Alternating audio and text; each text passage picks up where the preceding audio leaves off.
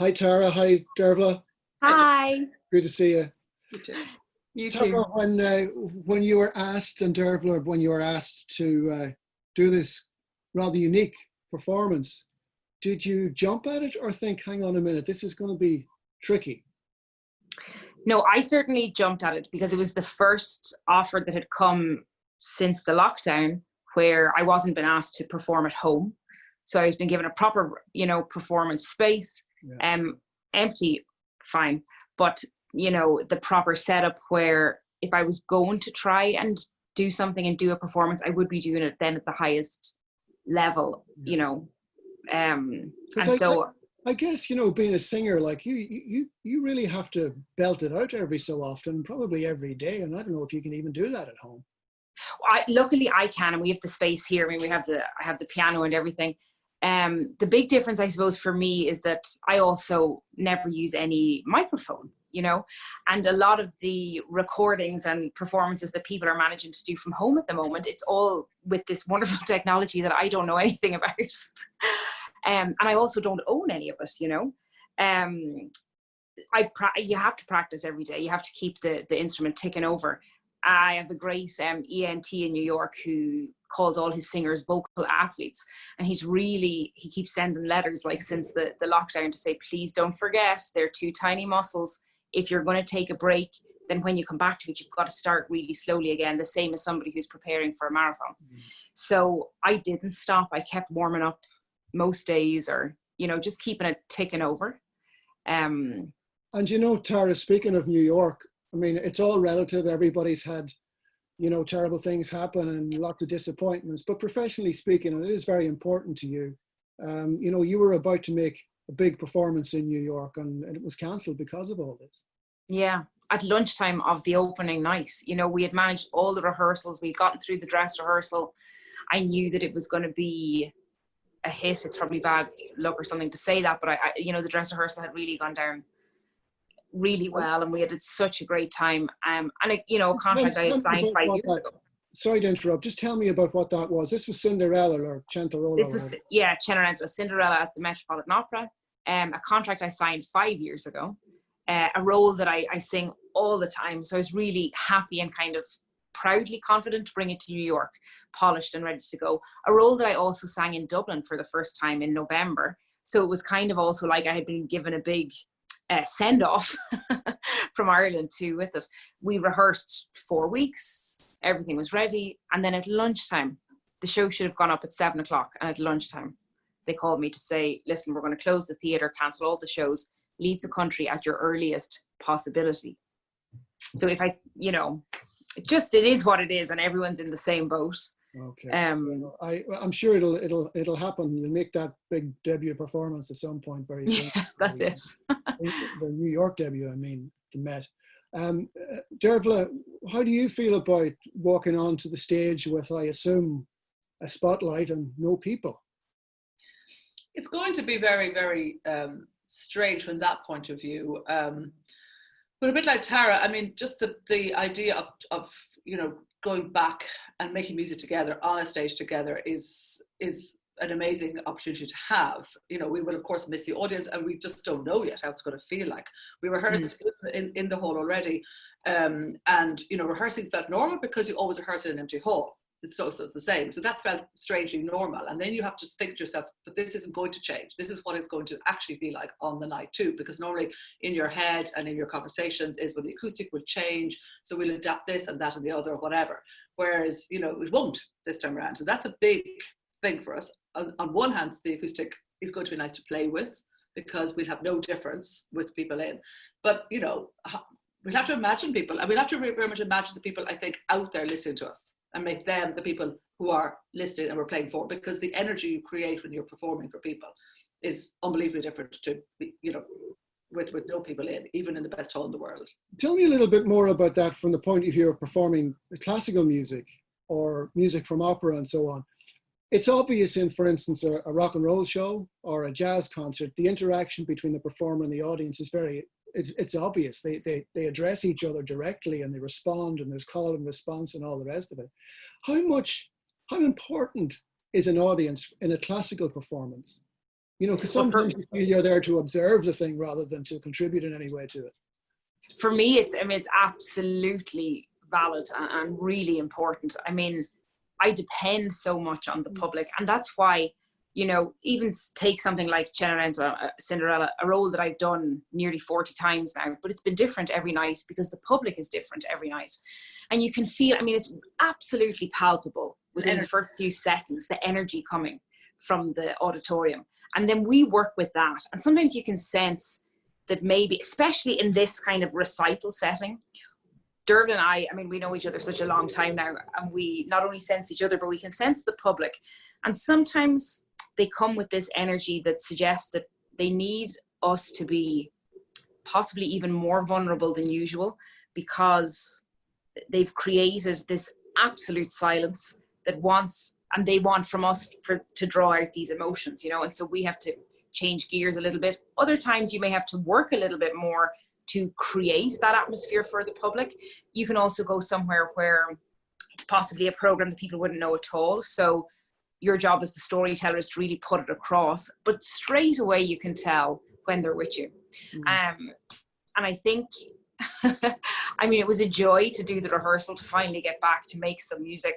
I think it's possibly also interesting for the public to see what it is for us to perform alone or to try and create without them, because then it really and truly is just Tara and Dearbhla rather than Tara and Dearbhla and tonight's public. So it's different. I've never done it before, so I don't know the kind of pros and cons yet. However, I mean, I live and die by the public every night, whether it's opera, concert, recital. Now, I know you've given a lot of thought to the program itself. I mean, you thought about this and what would be most appropriate. And you had this idea, I don't know whether it was both of you together who came up with it or thought about this, but the whole idea of providing comfort, the comfort that's to be found in music. And that's behind the music you've chosen. Tell me a little bit about that. Well, straight away, we discussed the program together. I think one thing that also could be interesting for the public to know is that although Dearbhla also works with other singers and I with other pianists, we are working together 15 years or more now. And we know what we can create together. So it was really important that we discussed what we wanted to do with the program. Oftentimes at a recital, they leave the lights on in the auditorium so they don't darken it for the public, and the public also have their program books with translations. And we were very aware that this isn't something that could happen this time, or, you know, we couldn't have, let's say, subtitles. So we wanted to pick music that you didn't even really need to understand.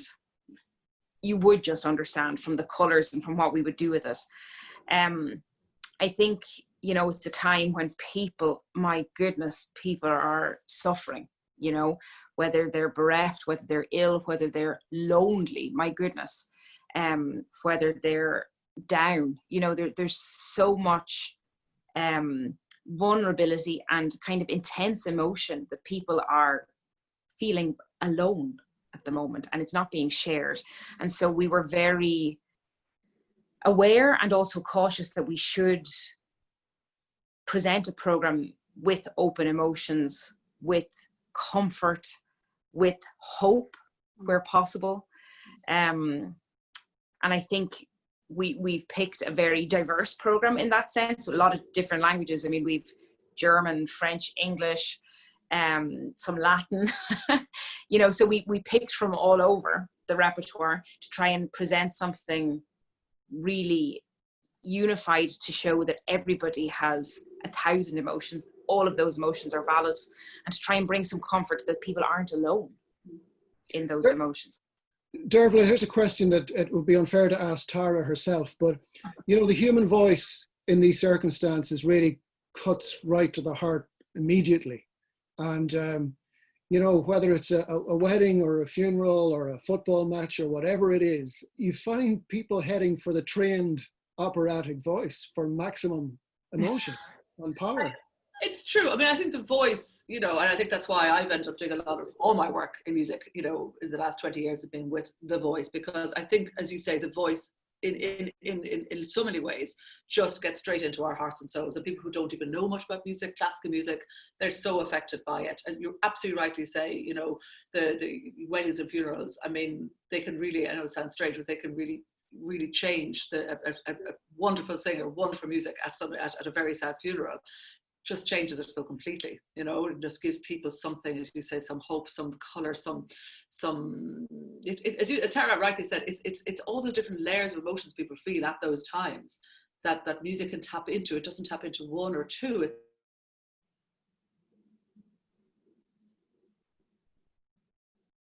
can tap into hundreds with a trained voice, I suppose, because these are songs rather than opera, which is so slightly different, but it's a trained operatic voice singing them. And I think there's a control and then a grading in the dynamic use, the articulation, just the control of what they can do then, because it's trained, is amazing. So it's not just a raw, great voice, but it knows how to do that. It knows how to use the colors for those vulnerabilities, for those wonderful moments. And Tara, what does it do for a singer? Personally, we can all sense the communal effect of a great voice, but for you, how important is it to you, particularly in troubled times, to have that ability to sing and you know, the power of music in general for yourself? Oh, it's massively important. I mean, so I've been home now 10 weeks and I didn't realize, I mean, I was functioning every day. I got up, I thought I was in relatively decent form. And then yesterday we had a rehearsal. And for the first time in 10 weeks, I really felt like I could breathe again, like really breathe, and that my feet were really on the floor and that I knew who I was, because, you know, I was blessed with a voice, but even more than that, blessed with great, great teachers who explained to me the importance of giving song and of giving music, of giving the voice. And my whole job and my whole life, let's say up until now, has been learning how to do that and training the instrument to keep it, that even if I'm maybe not in the greatest of form, I can still produce it to affect somebody or bring something to somebody. And it left me kind of paralyzed when I couldn't perform because I couldn't give anything, you know, and I didn't know how to give.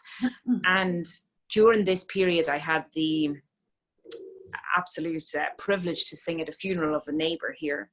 It was an incredibly intimate and beautiful funeral, even though it was a very strange one for I live in Ravensdale, so a beautiful kind of country village where usually the entire community would come out. And yet here we were, it was just the family, myself and the priest. And I was kind of afraid, you know, without beautiful organ music or, you know, a string quartet, oh God, how's it going to be? And it's really, really just the raw voice and this incredible acoustic in this beautiful moment. And I seen what that could do. You know, I gave it all I had. I mean, I tried to do the best thing I could. I was also quite emotional. And it was a great kind of reminder during this period of the importance of what a trained instrument can do, because even when you're not at your best, your technique will still allow that the voice, you can produce the voice and you can give something to somebody. And it was a really important reminder for me that it's really valid to stick to what you're doing. You know, it really has an effect that I can't even always understand. But when it's taken away from you and when the possibility of performance is taken away from you, it was paralyzing. That hasn't happened to me since I was 10. You know, I mean, if I was still at school, this would be the end of the fesh period. You would have just had, you know, Dublin and Sligo and it would all just be over. And I would have had, even then, more performances than I've had now. So I'm just so glad that the concert hall decided to do this, that they trusted us with the first concert. And I'm pretty sure also that the public in Ireland know Dearbhla and myself for long enough now to know that we'll certainly bring all we have with all the heart we have. And for me, it's really just a joy to get back and to get started and to give something, because the two of us certainly are givers and we have to give, but this is all we have to give. So well said. Yeah. Beautifully said. I don't think there's much more to say really after that. You've put it so well. I suppose the thing is when we get through all this and, you know, to the other side, as everybody is saying, I think one of the things everybody's looking forward to most is to enjoying music with other people. Yeah. You know, whether it's sitting down in a session in a pub, or going to a concert, or going to a gig, or playing in a band. Bands can't even play together at the moment. You know? That's it. You know, I think it's one of the things, and I mean, those of us interested in music have always known this, but it's pretty evident now just how important music is. Much more evident than it has been. Much more, absolutely right. It's just that the coming together, that idea of community, as you say, bands, choirs, everybody. You know, it heals people, and amateurs, communities, professionals, everybody. You know, teenagers in bands. You know, people. There was local choirs. There's so much, and that's so important for life, for everyone's soul, and bring that back as soon as we can, hopefully. Yeah. Erraught Dearbhla, thank you very much. And we see you on which one are you? You're the first one, isn't that right? 29th. Yes. 29th of May. 29th of May, National Concert Hall, on your own. Indeed. We'll be there. We'll be watching, lots of us. Thanks a million. Thanks very much. Thank you. Thanks a million. Bye.